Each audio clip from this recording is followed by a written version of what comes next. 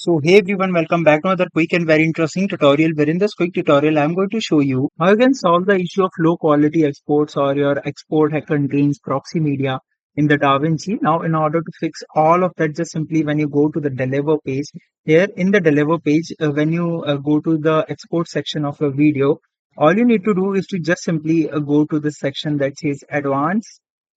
And here, when you scroll down here, you'll see this option that says advanced settings. Click over there and make sure that you do not check this mark that says use proxy media, because DaVinci produces proxy media in order to give a smooth playback. But if that media have been consumed in the export, it will reduce the video quality. So just simply make sure that this option is not check marked.